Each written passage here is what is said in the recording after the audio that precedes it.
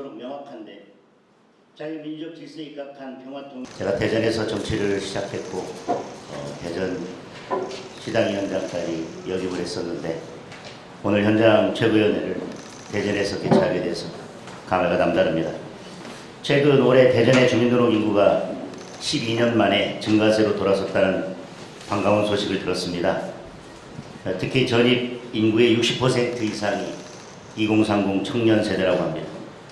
대전이 일하고 결혼하고 정착해서 살고 싶은 청년 친화 도시로 거듭나는 것을 보면서 대한민국과 대전의 밝은 미래를 기대하게 됩니다.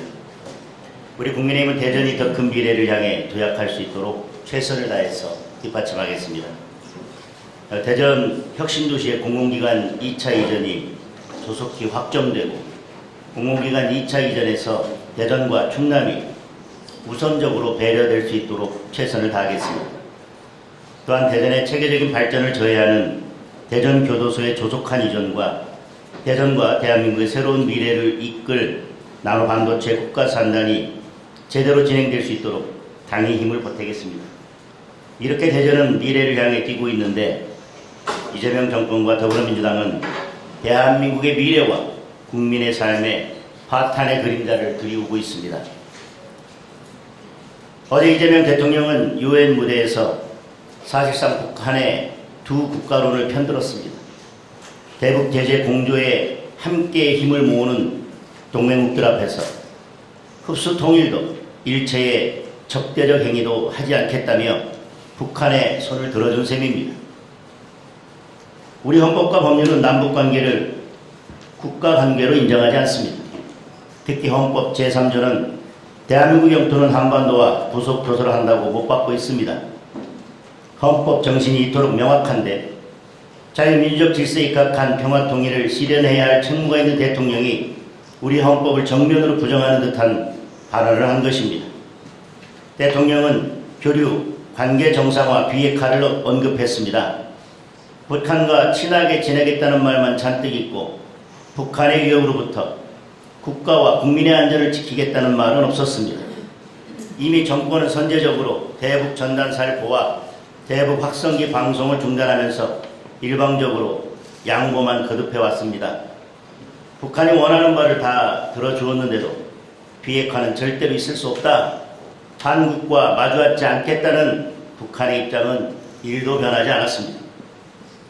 이재명 대통령이 가겠다고 외친 길은 실패가 자명한 길임을 우리 모두가 뼈아프게 잘 알고 있습니다.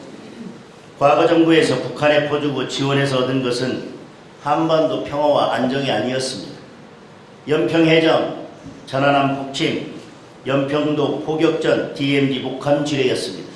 서해 공무원 피살이었고 개성공단 폭파였고 북핵 고도화였습니다. 이재명 정권이 끝내고 싶은 것은 한반도 대결이 아닙니다. 우리 국민의 생명과 안전을 위기로 몰아넣고 대한민국 안보를 끝장내고 자유와 번영의 시대를 끝장내려고 하는 것입니다. 이재명 정권이 이미 온 나라를 들쑤시고 있습니다. 특검농단으로 야당 단합을 일삼고 내란 전담 재판부를 만들기 위해 반헌법적 법안을 찍어냈습니다. 대법원장 제거 공작이 만천하에 드러내자 이젠 대법원장을 청문회에 세워 사법부를 겁박하려 현안이 되었습니다. 독재를 향한 이재명 정권의 이러한 집착과 광기에 민생과 경제는 피눈물만 흘리고 있습니다. 미국과 관세 협상을 제대로 마무리하지 못해 우리 기업과 경제의 부담이 눈덩이처럼 불어나고 있습니다. UN 무대에서 대한민국 국가 안보를 위협하는 무책임한 대북론이나 늘어놓을 때가 아닙니다. 전 국민 대청소 같은 철진한 국민 동원을 얘기할 때는 더더욱 아닙니다. 스스로 실패를 자인한 처참한 관세 협상의 뒷수습부터 해야 할 것입니다. 국민의힘은 국민 곁에서 이재명 정권의 무능한 실정과 민주주의를 위협하는 오만한 권력에 맞서 계속 싸워 나가겠습니다. 한 가지 말씀만 더 드리겠습니다.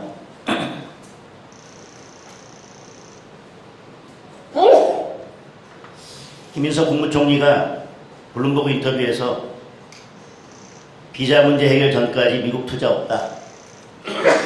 통화 수합 없으면 3,500억 달러 투자 어렵다라고 밝혔습니다. 관세 문제를 외교로 풀어야 할 책임자인 국무총리가 미국을 향해서 협박을 하고 있습니다.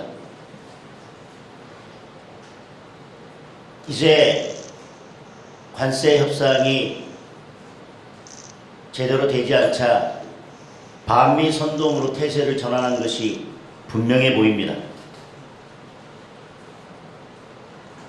비자 문제 그리고 통화 스와프, 이것은 결국 대한민국 정부에 대한 신뢰의 문제입니다. 대한민국 정부가 한미 관계에서 신뢰를 회복하고 어떻게 이 문제를 풀고 관세 협상을 마무리 지을지 고민해야 할 이때에 국무총리가 이런 무책임한 발언을 한 것에 대해서 온 국민은 경악을 금치 못할 것입니다.